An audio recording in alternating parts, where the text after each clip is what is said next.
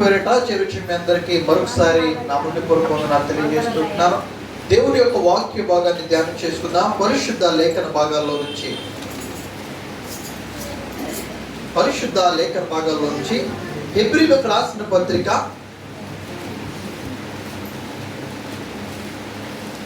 హెబ్రీలకు రాసినటువంటి పత్రిక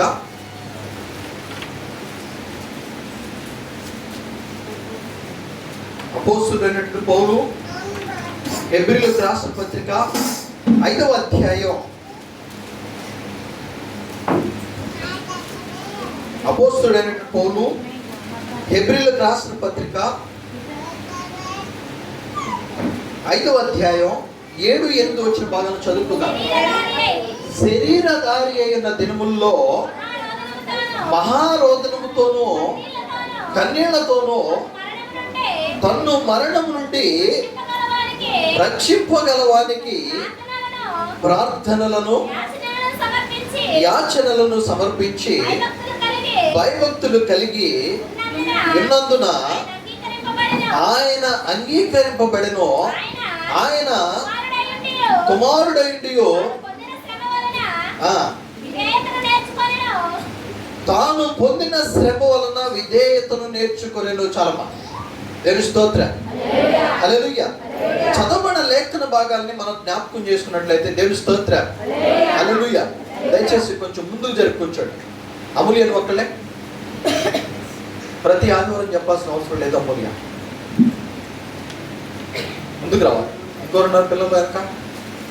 సో అది మీరు కొంచెం ముందుకు వస్తే ముందు కూర్చుంటారు.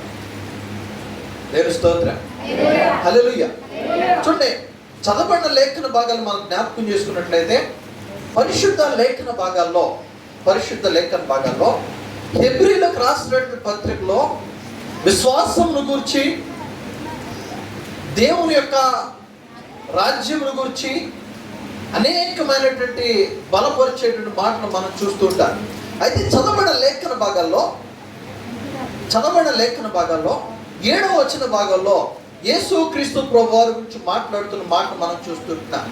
చూడండి, శరీరధారి అయినటువంటి దినముల్లో మహారోదనతోనూ కన్నీళ్లతోనూ తన్ను మరణము నుండి రక్షింపగల వానికి ప్రార్థనలను యాచనలను సమర్పించి భయభక్తులు కలిగి ఉన్నందున ఆయన అంగీకరింపబడెను. ఆయన కుమారుడై ఉండియో తాను పొందిన శ్రమల వలన విధేయతను స్తోత్రం, హల్లెలూయా. తల్లి జ్ఞాపకం చేసుకోండి, యేసుక్రీస్తు ప్రభువారు ఈ లోకానికి సర్వ మానవాళి పాపములను క్షమించడానికి యేసయ్య ఈ లోకానికి వచ్చాడు. దేవుని స్తోత్రం. మన పాపములను క్షమించడానికి యేసయ్య ఈ లోకానికి వచ్చాడు. అయితే యేసుక్రీస్తు ప్రభువారు ఈ లోకానికి వచ్చిన తర్వాత 30 సంవత్సరాలు ఆయన తన యొక్క జీవితాన్ని గడిపిన 3.5 సంవత్సరాలు దేవుడు పరిచర్య చేశాడు. 3.5 సంవత్సరాలు పరిచర్యను మొదలుపెట్టిన దగ్గర నుంచి సిలువకు అప్పగించబడేంత వరకు యేసయ్య శోధించబడ్డాడు. దేవుని స్తోత్రం, హల్లెలూయా. యేసుక్రీస్తు ప్రభువు శోధించబడ్డాడు. ప్రతి విషయంలో, ప్రతి చోట దేవుడు అవమానపరచబడ్డాడు. కాదా? ప్రతి చోట యేసుక్రీస్తు ప్రభువు వెంట అనేక జన సమూహం ఉండేది. ఆ జన సమూహంలో 2 వర్గాలు ఉన్నాయి. 2 వర్గాలు, సద్దుకైలు, పరిసయ్యులు. ఈ సద్దుకైలు, పరిసయ్యులు ఎవరయ్యా అంటే, యేసుక్రీస్తు ప్రభువు ఎక్కడైనా తప్పు చేయకపోతాడా మేము పట్టుకోకపోతామని వెంటాడేవాళ్ళు. ప్రతి సందర్భంలో యేసు ప్రభువుని వెంటాడేవారు. అయితే దేవుని యొక్క వాక్య భాగం సెలవుస్తుంది, తాను పొందినటువంటి శ్రమలను బట్టి ఆయన విధేయతను నేర్చుకున్నాను. తాను కలిగిన శ్రమలను బట్టి విధేయతను నేర్చుకున్నాడు. తల్లి జ్ఞాపకం చేసుకోండి, విధేయత అంటే ఏంటి? నేను విధేయుడిని అంటావు. విధేయత ఏంటి? అసలు విధేయత కలిగిన వారంగా మనం ఉన్నామా? విధేయత అంటే దేవుని యొక్క మందిరం అవడంలో నువ్వు నేను ఎటువంటి విధేయతను కలిగి ఉన్నా? దేవుని మందిరం అవడంలో నువ్వు ఎలా దేవునికి లోబడ్డావు? విధేయత అంటే ఏంటి? కొన్ని విషయాలను జ్ఞాపకం చేసుకున్నావు. దేవుడు తాను శరీరధారిగా ఉన్నప్పుడు మరణమునకు అప్పగించబడడానికి ముందు ప్రార్థనలు, యాచనలు, తను రక్షించు వాడికి చేస్తూ తాను పొందిన శ్రమలను బట్టి దేవుడు విధేయతను నేర్చుకున్నాడు. యేసయ్య విధేయతను నేర్చుకున్నాడు. నేర్చుకోలేదా? మళ్ళీ జ్ఞాపకం చేసుకుంటే యేసుక్రీస్తు ప్రభువారు 33.5 సంవత్సరాల లోకంలో జీవించి తాను కోప్పడిన సందర్భం ఏదైందంటే ఒక్క సందర్భంలోనే. ఆ ఒక్క సందర్భం కూడా ఎటువంటి పరిస్థితులు ఆయన కోపడ్డారంటే, యెరూషలేము దేవుని యొక్క మందిరం అయినటువంటి దేవుని యొక్క దేవాలయం అయిన యెరూషలేముని వ్యాపారపు టిల్లుగా మార్చినప్పుడు, వ్యాపారంగా మార్చినప్పుడు ఆయన కోపడ్డాడు. దేవుని మందిరాన్ని వ్యాపారంగా మార్చినప్పుడు ఆయన కోపడ్డాడు. ఆ ఒక్క సందర్భం తప్ప దేవుడు కోపడిన సందర్భం ఏది కూడా లేదు. ప్రతి స్థలములో ప్రతి చోట విధేయతను చూపించాడు. వదకు సిద్ధపడినట్టు గొర్రె ఇదిగో మౌని అయినట్లుగా ఆయన మౌనాన్ని వహించాడు. కలిగి జ్ఞాపకం. అసలు విధేయత అంటే ఏంటి? క్రైస్తవం మనము విధేయత కలిగిన వారంగా ఉన్నామా? విధేయులంగా మనం ఉన్నామా? చూడండి, విధేయత అంటే ఏంటి? మొదటి విషయాన్ని జ్ఞాపకం చేసుకున్నాం. మత్తయి సువార్త 4వ అధ్యాయం, మత్తయి సువార్త 4వ అధ్యాయం 18వ వచనం చదువుకోండి. యేసు గలిలయ సముద్ర తీరమున నడుచుచుండగా పేతురు అనబడిన సీమోను అతని సహోదరుడైన అంద్రేయ అను ఇద్దరు సహోదరులు సముద్రంలో వల వేయుట చూచి వారు జాలరులు. ఆయన, నా వెంబడి రండి, నేను మిమ్మల్ని మనుష్యులను పట్టు జాలరులుగా చేతునని వారితో చెప్పాను. వెంటనే వారు తమ వలలను విడిచిపెట్టి ఆయనను వెంబడించను. చాలా మా దేవుని స్తోత్ర. విధేయత అంటే ఏంటి? విధేయత అంటే మొదటిగా మనం జ్ఞాపకం చేసుకున్నాం. విధేయత అంటే ఆలస్యము చేయనది విధేయత. ఆలస్యము చేయనది విధేయత. ఇప్పుడు దేవుడు ఒక మాట చెప్పాడు. యేసుక్రీస్తు ప్రభువారు పేతురుని, ఆంద్రేయుని చూశాడు. వాళ్ళు గలిలయ సముద్రంలో చేపలు పట్టుకుంటుంటే వాళ్ళు చూశాడు. వాళ్ళని పట్టుకుంటూ చూస్తే వీళ్ళు ఎవరై అంటే వేటగాళ్ళు, చేపలు పట్టుకునేవాళ్ళు, జాలర్లు. ఈ జాలర్లు చూసి యేసు ప్రభువారు అన్నాడు, అయ్యా ఇగో మీరు నా వెంట రండి, నేను మిమ్మల్ని మనుష్యులు పట్టు జాలరులుగా చేస్తున్నానంటే వెంటనే వారు తమ వలలను విడిచిపెట్టి యేసు ప్రభువుని వెంబడించారు. దేవుని స్తోత్రం. హల్లెలూయా. వెంటనే వాళ్ళు వలలు విడిచిపెట్టారు. వెంటనే వాళ్ళు ఉన్న స్థలాన్ని విడిచిపెట్టారు.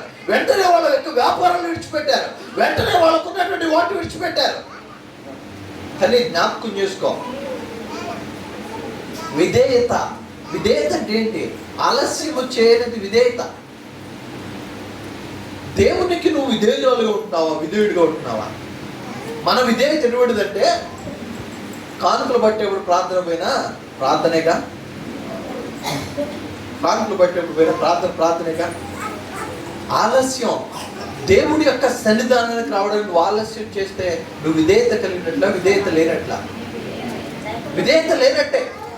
తల్లి జ్ఞాపకం చేసుకో, నీ కుమారుడు నీ కుమార్తె మాట లేదనుకో, నీ కుమారుడు మీద లేనిపోని కంప్లైంట్ చెబుతావు. దేవుని మాట మనం వినకపోతే దేవుడు ఏ రీతిగా బాధపడాలి? యేసయ్య నీ కొరకు నా కొరకు రక్తాన్ని కార్చి తన ప్రాణాన్ని అర్పించి నిన్ను నన్ను పరిశుద్ధులుగా సజీవుల సంఖ్యలో దేవుడు నిలబెడితే, నా తల్లి నువ్వు నేను దేవునికి విధేయులమైంటున్నామా? అసలు విధేయత అంటే ఏంటి? ఆలస్యము చేయనిది విధేయత. పేతురు, ఆంద్రేయ ఎప్పుడైతే యేసయ్య వారితో మాట్లాడారో వాళ్ళు అక్కడ వలలు విడిచిపెట్టి దేవుణ్ణి వెంబడించారు. వలలు విడిచిపెట్టి దేవుణ్ణి వెంబడించారు. నువ్వు నేను దేవుణ్ణి అనుసరించే వారంగా మనం ఉన్నామా? ఆలస్యం చేయని వారంగా ఉన్నామా? ఆలస్యం చేస్తూ ప్రభునామాన్ని అవమానపరిచే వారంగా ఉన్నామా? విధేయత అంటే ఆలస్యము చేయనిది విధేయత. యేసయ్యను వెంబడించడానికి తన శిష్యులైనటువంటి పేతురు, ఆంద్రేయ ఏమాత్రం కూడా ఆలస్యం చేయలే. దేవుడు పిలిచిన వెంటనే వారు వలలు విడిచిపెట్టారు. దేవుడేమో ఇగో నిన్ను నన్ను ప్రేమించి నిన్ను నన్ను రక్షించి దేవుడు మన కుటుంబాలన్నీ సమస్తము సమకూరుస్తుంటే మనకు ఆలస్యం.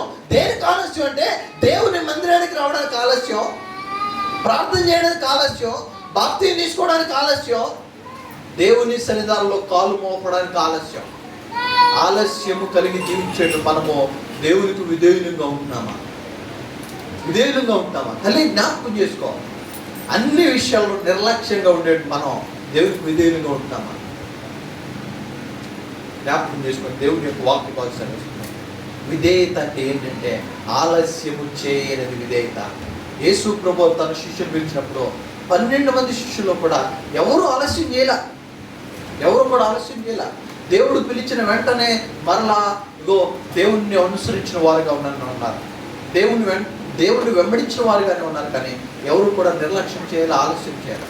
తల్లి జ్ఞాపకం చేసుకోండి. విధేయత ఆలస్యము చేయనిది విధేయత. రెండో విషయాన్ని జ్ఞాపకం చేసుకున్నా. హెబ్రీయులకు రాసిన పత్రిక 11వ అధ్యాయం.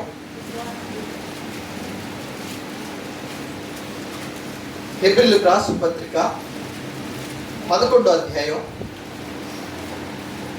7-8 వచ్చిన భాగాలు చదువుకోండి. విశ్వాసమును బట్టి నోవాహు అది వరకు చూడని సంగతులను గూర్చి దేవుని చేత హెచ్చరించబడి భయభక్తులు గలవాడై తన ఇంటి వారి రక్షణ కొరకు ఒక ఓడను సిద్ధము చేసెను. చాలా మా దేవుని స్తోత్రం. హల్లెలూయా. ఈ వాక్యం మనందరికీ బాగా తెలుసు. నోవాహు తల్లి జ్ఞాపకం చేసుకోండి. దేవుడు నోవాహుతో దేవుడు మాట్లాడు. నోవాహు ఇదిగో జలప్రళయం రాబోతుంది.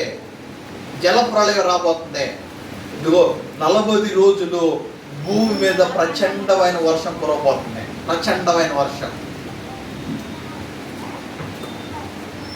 ఈ సందర్భంలో కూడా మైక్లో కాదు ఒక మాట చెప్తాను.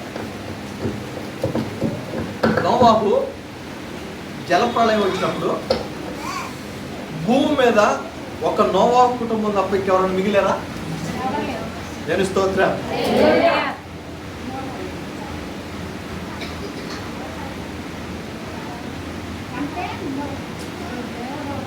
జలప్రళయం వచ్చిన తర్వాత ప్రచండమైన వర్షం భూమి ఆకాశం నుంచి ప్రచండమైన వర్షం భూమి మీద కూర్చుంది. 40 రాత్రులు 40 పగలు వర్షం కురిచింది. వర్షం కురుస్తుండగానే దేవుడు నోవాహుతో మాట్లాడి, అయ్యా నువ్వును నీ ఇంట్లో వాళ్ళను ఓడలోనికి ప్రవేశిస్తే నోవాహు కుటుంబం, తన కుమారులు, కోడళ్ళు వీళ్ళందరూ కూడా ఓడలోకి వచ్చారు. ఓడలోకి వచ్చిన తర్వాత భూమి మీద ఉన్నటువంటి జీవరాశులన్నింటినీ కూడా ఒక మగదాన్ని ఒక ఆడదాన్ని దేవుడు ఓడలోకి పంపించాడు. ఓడలోకి పంపించిన తర్వాత నోవాహుతో దేవుడు అంటాడు, నోవాహు నువ్వు ఓడలోకి వెళ్ళు, బయట గడి నేను పెడతా. ఎందుకంటే నువ్వు మానవుడు కదా, జాలి ప్రేమ ఏమో నుండి ఎవడన్నా వచ్చి తలుపు కొడితే నువ్వు తీస్తావేమో, ఆ అవకాశాన్ని నేను నీకు ఇవ్వను. నువ్వు ఓడలోకి వెళ్ళు, బయటికి వెళ్ళి బయట నుంచి నేను గడి పెడతాను. ఆ జలప్రళయం వచ్చిన తర్వాత భూమి మీద నీళ్లు నిలిచిపోయినప్పుడు భూమి మీద ఉన్న మానవులే కానీ పక్షులే కానీ ఏది కూడా బ్రతకదు అని చెప్పి దేవుడు మాట్లాడు. అయితే ఆ తర్వాత ఒక సమూహం సజీవంగా ఉంటుంది.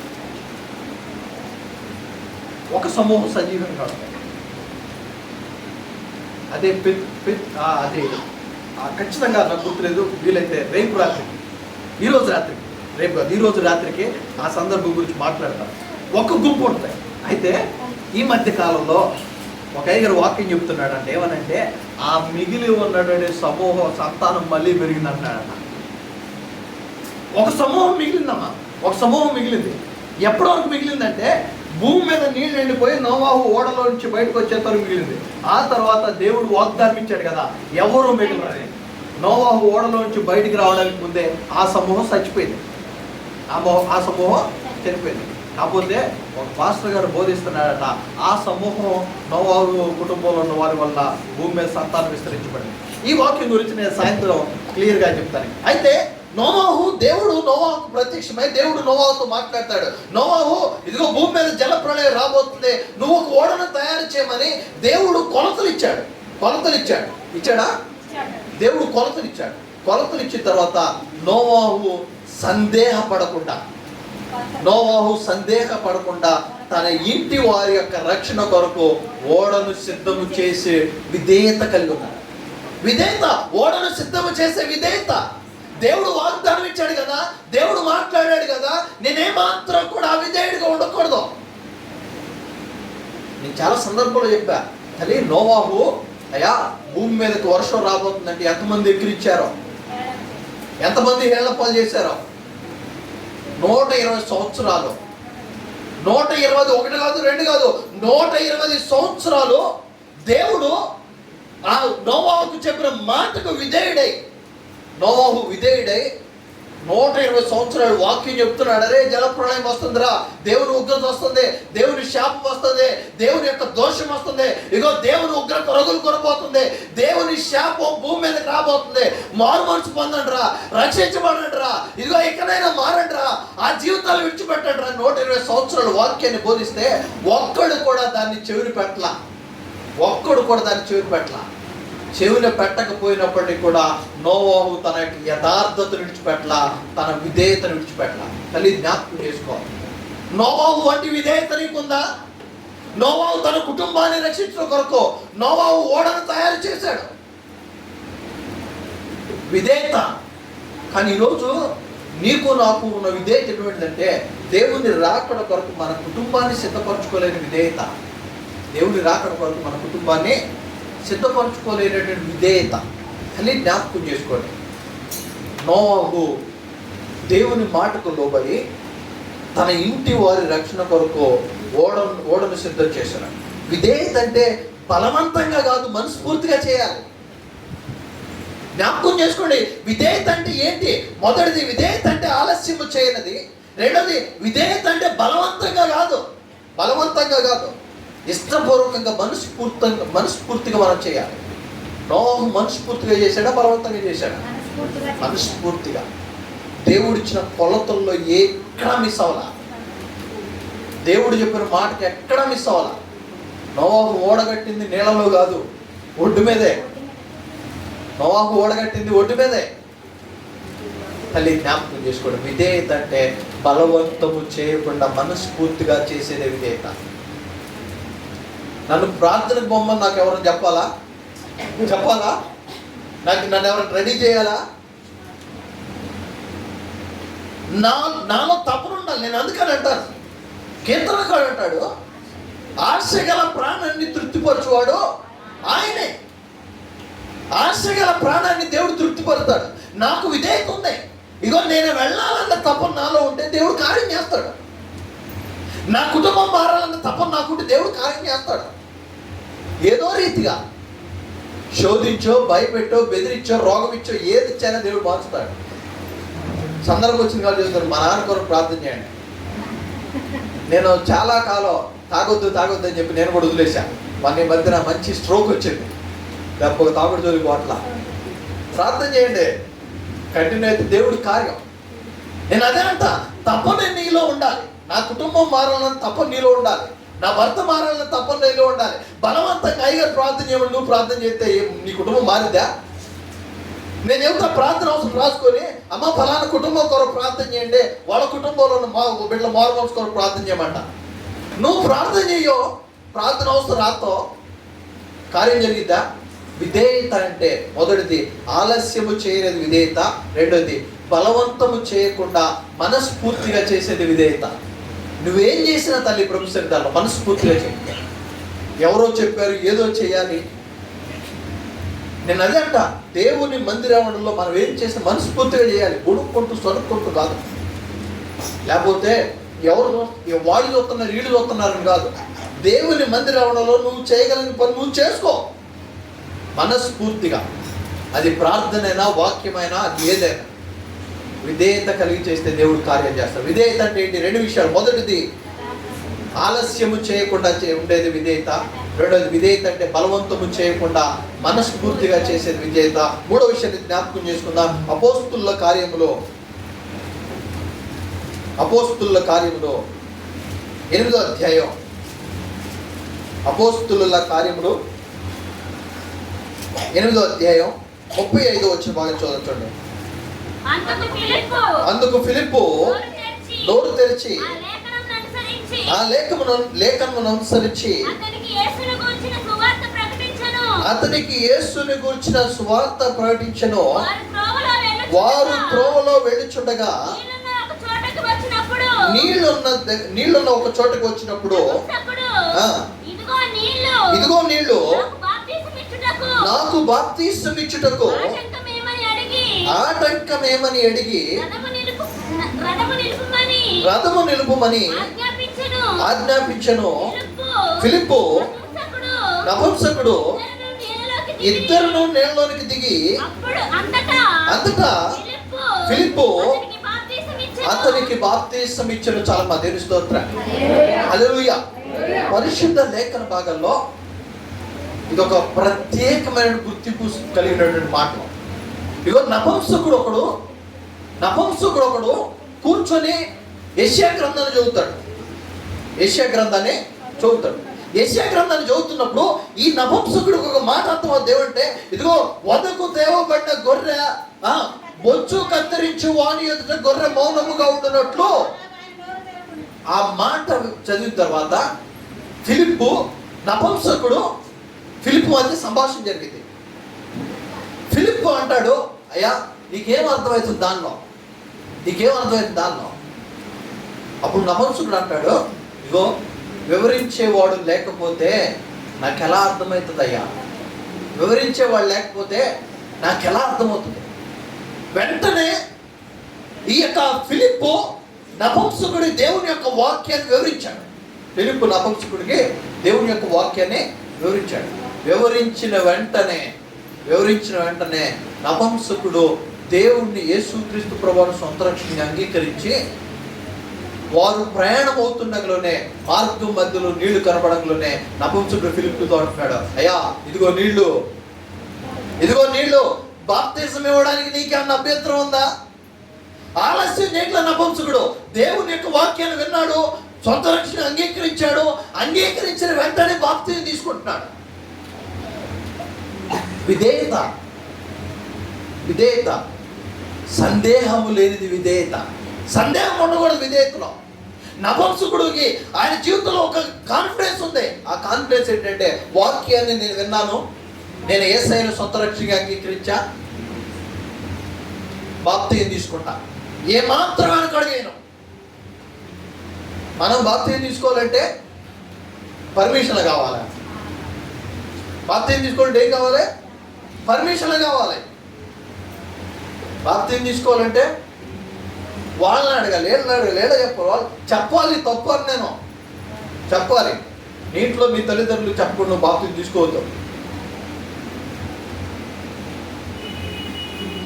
ఏం చెప్పాలంటే, అయ్యా నేను బాప్తిస్మానికి సిద్ధపడుతున్నా, దేవుని యొక్క వాక్యాన్ని నేను విన్నాను, యేసుక్రీస్తు ప్రభువును సొంత రక్షణగా అంగీకరించా, సో నేను బాప్తిసం తీసుకుంటా. సందేహం ఉండకూడదు. నేను బాప్తిసం తీసుకుంటే ఏమైద్దో. కొంతమంది బాప్తిస్మానికి ఎందుకు ఆలస్యం చేస్తారో తెలుసా? నోరు కాపాడుకోలేక. నేను ఒక ఆయన్ని చర్చికి రండి అన్న, బాప్తిసం తీసుకోండి అన్న అడిగితే నాతో ఒక మాట మాట్లాడు. ఏమన్నాడంటే, అయ్యా నేను చేసే పని బొమ్మల పని. అన్ని బొమ్మలు విగ్రహాలు తయారు చేయాలి. విగ్రహాలు తయారు చేస్తూ నేను బాప్తిసం తీసుకోలేను. నేనంటాను, ఆ పని నువ్వు వాడికి పూజ చేయట్లేదుగా, చేతనవా? ఆ పని ఎందుకే? నీ పొట్ట కొట్టుకొరకో. ఏ కాదా? నువ్వు అక్కడ పని చేసుకొని అక్కడ వాళ్ళు తీసుకొచ్చిన డబ్బులు నీకు ఇస్తే ఆ డబ్బులు తీసుకొచ్చి నువ్వు తినాలి, నీ ఇంట్లో నీ పిల్లలు తినాలి, నీకున్న అక్కర్లు తీర్చుకోవాలి. కానీ నీ పనికి బాప్తిసం కొట్టాడు చూసినా, అది కుట్టు సాకు. చూడండి, నపుంసకుడు ఫిలిప్పు నపుంసకుడితో మాట్లాడిన తర్వాత నపుంసకుడు డైరెక్ట్ ఉంటున్నాడు, అయ్యా ఇదిగో నీళ్లు, బాప్తిసం తీసుకోవడానికి నేను సిద్ధం, నీకేమన్నా అభ్యంతరమా?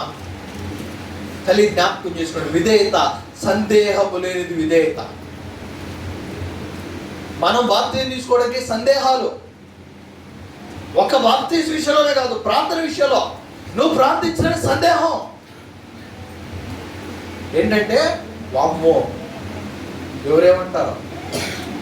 తల్లి జ్ఞాపకం చేసుకో. విధేయత, సందేహము లేని విధేయత. సందర్భం వచ్చింది కాబట్టి చెప్తున్నా. మరలా బాప్తిస్మాన్ని నిర్లక్ష్యం చేసేవాళ్ళని జ్ఞాపకం చేసుకోండి. బాప్తిస్మము దీనికి ఆటంకాలు ఏమైనా ఉన్నాయంటే అది నువ్వే. నీ ఇంట్లో వాళ్ళు కాదు, నీ పిల్లలు కాదు, నీ భర్త కాదు. ఆటంకాలు ఏమైనా ఉన్నాయంటే అది నువ్వే. కలిగి జ్ఞాపకం చేసుకుని నపుంసకుడు. విధేయత అంటే ఏంటి? మొదటిది విధేయత అంటే ఆలస్యము చేయనిది విధేయత. రెండవది ఇగో విధేయత అంటే బలవంతము చేయనటువంటిది విధేయత, సందేహము లేనిది విధేయత. 4 విషయాలు జ్ఞాపకం చేసుకుందాం దయచేసి. రెండవ కొరింథీ పత్రిక 9వ అధ్యాయం. 2వ కొరింథీ పత్రిక 9వ అధ్యాయం. 2వ కొరింథీ పత్రిక 9వ అధ్యాయం 7వ వచ్చిన భాగం. సడుగు కొనకయు బలవంతముగా కాకయు ప్రతివాడును తన హృదయములో నిశ్చయించుకున్న ప్రకారము ఇయ్యవలెను. దేవుడు ఉత్సాహముగా ఇచ్చువానికి ప్రేమించును, మరియు అన్నింటి యందు ఎల్లప్పుడూ మీలో మీరు సర్వ సమృద్ధి గలవారై ఉత్తమమైన ప్రతి కార్యము చేయుటకు దేవుడు మీ ఎడల సమస్త విధములైన కృపను విస్తరింప చేయగలడు. చాలా దేవుని స్తోత్రం. హల్లెలూయా. రెండో విషయం, ఇంకో విషయాన్ని జ్ఞాపకం చేసుకుంటే విధేయత. విధేయత అంటే 4 విషయాలు మనం జ్ఞాపకం చేసుకుంటుంటే విధేయత అంటే ఏంటంటే ఇదిగో బాధపడకుండా పని చేయడమే విధేయత. దేవుని స్తోత్రం. హల్లెలూయా. విధేయత, బాధపడకుండా పని చేయడమే విధేయత. బాధపడకుండా పని చేసే వరంగా ఉండాలి. మనం ఎలా ఉంటున్నాం? కానీ జ్ఞాపకం చేసుకో, బాధపడకుండా పని చేసేది విధేయత. ఏ విషయంలోనైనా నువ్వు బాధపడుతూ కన్నీరు కారుస్తూ దేవుని మందిరం అంటే కన్నీరు అనే దాని కాడ వేరే విధంగా ప్రార్థనలో తీసుకోకండి. దేవుని మందిరానికి నువ్వు బాధతో వేదనతో దేవుని మందిరంలో కూర్చొని ఏదో బరువుగా కూర్చుంటే విధేయులుగా ఉన్నట్ల దేవుని మందిరం వాటిలో అని జ్ఞాపకం చేసుకో. బాధపడుతూ పని చేయకుండటమే విధేయత. ఒకసారి జ్ఞాపకం చేసుకో, మనం ఎటువంటి విధేయతను కలిగి ఉంటున్నాం, ఎటువంటి విధేయతను మనం కలిగి ఉంటాం కలిగి జ్ఞాపకం చేసుకో. విధేయత అంటే ఆలస్యము చేయనిది విధేయత. రెండోది విధేయత అంటే బలవంతం లేకుండా చేసేది విధేయత. మూడవది ఏంటది? సందేహము లేకుండా చేసేది విధేయత. నాలుగవది బాధపడకుండా పని చేయడమే విధేయత. 5వ విషయాన్ని జ్ఞాపకం చేసుకున్నాం చూడండి. 5వ విషయాన్ని మనం జ్ఞాపకం చేసుకున్నట్లయితే ఆదికాండం 37వ అధ్యాయం.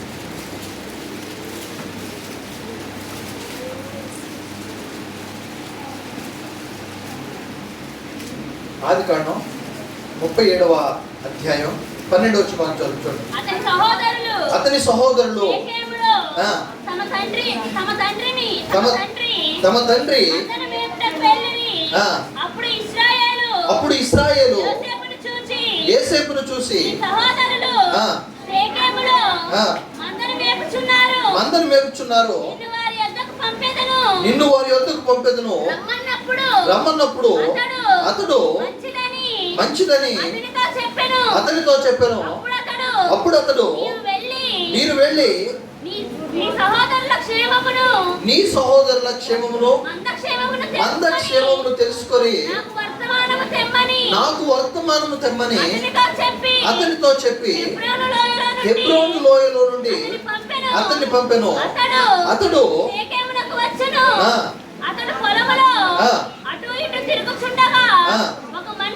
ఒక మనుష్యుడు అతన్ని చూచి అతన్ని అడిగను. అందుకు అతడు నేను నా సహోదరులను వెతుకుచున్నాను, వారు ఎక్కడ మందను మేపుచున్నారో అది దయచేసి నాకు తెలుపమని అడిగను. అందుకు ఆ మనుష్యుడు వారు సాగి వెళ్ళిరి. వారు దోతానునకు వెళుదము రండని చెప్పెను. అందుకు అప్పుడు యోసేపు తన సహోదరుల కోసము వెళ్ళి దోతానులో వారిని కనుగొనెను. అతడు దగ్గరకు రాకమునుపు వారు దూరం నుండి అతన్ని చూచి అతన్ని చంపుటకు వారు ఇదిగో ఈ కలలో కనువాడు వచ్చుచున్నాడు, దీన్ని చంపి ఇక్కడనున్న ఒక గుంటలో పారవేసి దుష్టమృగము వీరిని తినివేస్తానని చెప్పుదాము. చాలా చూడండి, చదవబడిన లేఖన భాగాల్లో యోసేపు గురించి, యోసేపు తన తండ్రి పిలిచాడు యోసేపు. ఈ సందర్భం కంటే ముందు కొంచెం వివరణ ఇచ్చి నేను ముందుకెళ్తాను. ఆ కొంచెం వివరణ ఏంటంటే, యోసేపు తన తండ్రికి యోసేపు అంటే చాలా ఇష్టం. అయితే తన తండ్రి యోసేపు కొరకు ఒక కొత్త అంగీని కుట్టిస్తాడు. అంగీని కుట్టించిన తర్వాత యోసేపు ఆ అంగి వేసుకొని తన సహోదరు దగ్గరికి వెళ్ళి తన సహోదరులు చూపించి, అయ్యా ఇదిగో నా కొరకు నాన్న కుట్టించినటువంటి అంగి చూడమని చెప్పిన తర్వాత అప్పుడు మొదలైంది కుట్ర. ఆ కుట్ర తర్వాత వీళ్ళందరూ పొలంలో పల్లకడు యోసేపు దర్శనాన్ని చెప్తాడు, కళను చెప్తాడు. ఆ కళను చెప్పినప్పుడు యోసేపు అంటాడు, అయ్యా అన్నా ఇదిగో మనందరం పొలంలో కళ స్వభావం చెప్తాడు. మనందరం పొలంలో పళ్ళ కడుతున్నప్పుడు ఇదిగో నా పనేమో లేచి నిలబడింది, మీ పనులన్నీ కూడా నాకు సాష్టాంగ నమస్కారం చేశాయన్న తర్వాత తన సహోదరులు అంటారు, అరే ఏంట్రా ఇప్పుడు మేము వచ్చి నీ కాళ్ళ మీద పడాలా? నువ్వు మా మీద పెత్తనం చేయాలని చూస్తున్నావా? నువ్వు మా మీద వ్యతిరేకంగా నిలబడాలని చూస్తున్నావా? నువ్వు మా మీద పెత్తనం చేయాలని చూస్తున్నావని వారి నోటికి వచ్చినట్లా మాట్లాడిన తర్వాత తన అన్నను వారి యొక్క మందను మేపడానికి దూర ప్రాంతం వెళ్ళిన తర్వాత తన తండ్రి యోసేపుని పిలిచి, అయ్యా ఇదిగో నువ్వు వెళ్ళి నీ సహోదరులు మందను మేపడానికి వెళ్ళారు, నువ్వు వెళ్ళి వాళ్ళ యొక్క శుభ సమాచారాన్ని తెలుసుకుని రమ్మంటాడు. తల్లి జ్ఞాపకం చేసుకోండి, అంతకుముందు జరిగిన సంభాషణ. ఇదిగో తన అన్నలందరూ కూడా ఎంతమంది? స్తోత్రం. యోసేపు అన్నలు ఎంతమంది?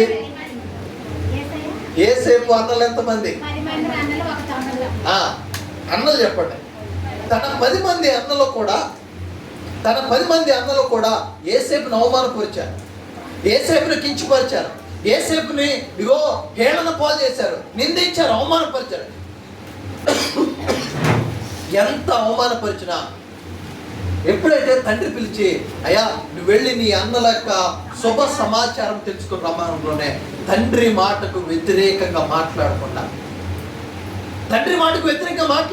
నేనెందుకు వెళ్ళాలి? నా అన్నలు నన్ను తిట్టారు కల్లా, నేనెందుకు వెళ్ళాలి? నా అన్నలు నన్ను ఎక్కిరించారు కల్లా, నేనెందుకు వెళ్ళాలి?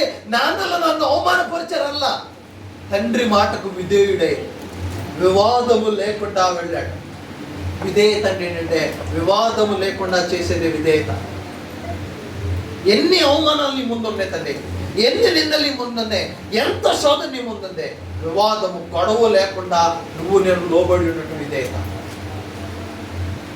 యోసేపుకి తెలుసు నేను అక్కడికి వెళ్తే మళ్ళా నన్ను ఎక్కిరిస్తానని తెలుసు. ఎందుకంటే తన అన్నల 10 మంది అన్నలు కూడా ఎప్పుడు యోసేపు దొరుకుతాడా, వాడిని అవమానపడదో, ఎక్కిరిద్దాం, ఏలపాలు చేద్దాం చూస్తున్నారు. ఎందుకంటే యోసేపు తన తండ్రికి ఇష్టడు. తన తండ్రికి ఇష్టమైన వాడు కనుక యోసేపుని అవమానపరుస్తుంటే, యోసేపుని కించపరుస్తుంటే, యోసేపుని దూషిస్తుంటే ఆడికి వెళ్ళిన తర్వాత కూడా యోసేపుకి వచ్చేది అవమానం అని యోసేపుకు తెలుసు. కానీ తన తండ్రి మాటకు విధేయుడు అన్నాడు. విధేయత అంటే ఏంటంటే, ఇదిగో నా ప్రియ దేవుని బిడ్డలు జ్ఞాపకం చేసుకోండి, వివాదము లేకుండా చేసేది విధేయత. ఇప్పుడు నేను ప్రదేశానికి వెళ్తే అక్కడ గొడవ జరిగిద్దో తెలుసు, కానీ వెళ్ళాలి, విధేయత, వెళ్ళాల్సిన బాధ్యత ఉంది. జ్ఞాపకం చేసుకుంటాను విధేయత, వివాదము లేకుండా చేసేది విధేయత. ఆఖరికి ఒక మాట జ్ఞాపకం చేస్తాను. ఆఖరిగా ఒక్క మాట జ్ఞాపకం చేసి నా వాక్యాన్ని నేను ముగిస్తాను. దయచేసి జ్ఞాపకం చేసుకోండి. ఫిలిప్పీలకు రాసిన పత్రిక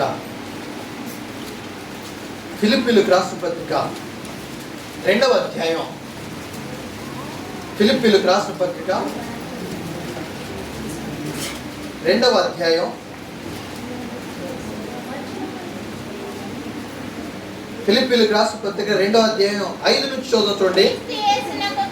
క్రీస్తు యేసునకు కలిగిన ఈ మనస్సును మీరు కలిగి ఉండుడి. ఆయన దేవుని స్వరూపము కలిగిన వాడై ఉండి దేవునితో సమానముగా ఉండుట విడిచిపెట్టకూడని భాగ్యమని ఎంచుకొనలేదు గాని మనుష్యుల పోలికగా పుట్టి దాసుని స్వరూపమును ధరించుకొని తన్ను తానే రిక్తునిగా చేసుకొని. చాలా దేవుని స్తోత్రం. హల్లెలూయా. చూడండి, యేసుక్రీస్తు ప్రభువారు విధేయతను చూపించాడు. తన్ను తానే రిక్తునిగా చేసుకున్నాడు. షరతులు లేవు. విధేయత అంటే ఏంటంటే షరతులు లేనిదే విధేయత.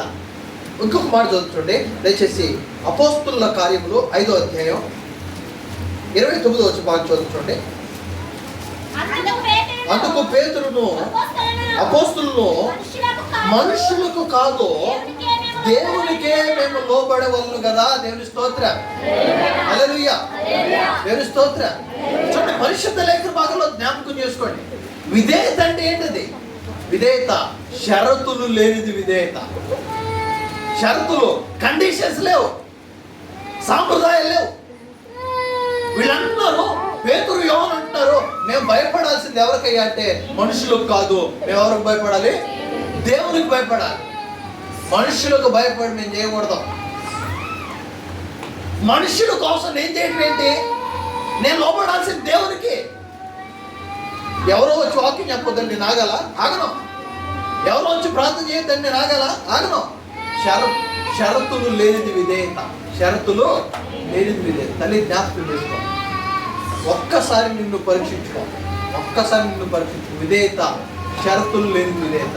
కానీ నువ్వు దేవునికి లోబడి దేవుని యందు విధేయత కలిగినట్లు నటిస్తూ నువ్వు లోకంలో చేసేదంతా కూడా విధేయత లేని పనులే. విధేయత లేనటువంటి ఒక్కసారి జ్ఞాపకం చేసుకో. విధేయులుగా మనం ఉంటున్నాము, విధేయత కలిగిన వారంగా ఉంటున్నాము. మళ్ళీ మనం పరీక్షించుకుందాం. తల్లు వచ్చుదాం, కళ్ళు మూసుకుందాం, ప్రార్థన లేకపోతాం. తల్లు వచ్చుదాం, కళ్ళు మూసుకుందాం, ప్రార్థన లేకపోతాం. మహాపరిశుద్ధుడా, మహోన్నతుడా, ఘనమైన తండ్రి, నీ పరిశుద్ధమైన, ఘనమైన, శ్రేష్టమైన, ఉన్నతమైన నామాన్ని పొందుతున్నాను. స్తోత్రాలు. ఇదిగో ప్రభా, ఇంతవరకు అయా నీ లేఖన భాగం ద్వారా నాతో మాతో మీరు మాట్లాడిన మాటలు బట్టి నీకు వందనాలు ప్రభు. ఈ నీ మాటలను మీరు జ్ఞాపకం చేసుకోండి. నా మా హృదయాల్లో నాటి నీరు కట్టి పలింపచేసి అయా నీ కృప చేత, నీ దీవెనల చేత, నీ ఆశీర్వాదాల చేత విధేయత అనగా